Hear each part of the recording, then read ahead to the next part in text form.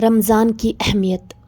حضرت عبداللہ بن عباس سے روایت ہے کہ انہوں نے رسول اکرم صلی اللہ علیہ وسلم کو یہ ارشاد فرماتے سنا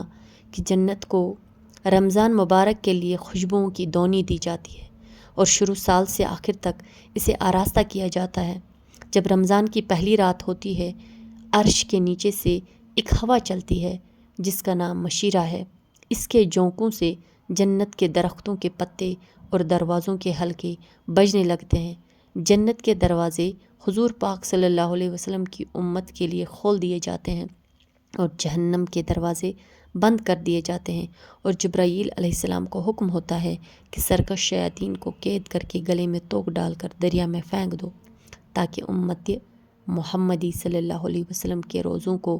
خراب نہ کرے۔ حضور اکرم صلی اللہ علیہ وسلم نے یہ بھی فرمایا کہ اللہ تعالیٰ ایک منادی کرنے والے کو حکم دیتے ہیں کہ 3 مرتبہ یہ آواز دے ہے کوئی مانگنے والا جس کو میں عطا کروں، ہے کوئی توبہ کرنے والا جس کی میں توبہ قبول کروں، ہے کوئی مغفرت چاہنے والا کہ میں اس کی مغفرت کروں۔ حضور اکرم صلی اللہ علیہ وسلم رمضان کی اہمیت واضح کرتے ہوئے فرماتے ہیں کہ اگر بندوں کو معلوم ہوتا کہ رمضان کیا ہے تو میری امت تمنا کرتی کہ کاش پورا سال رمضان ہی ہوتا۔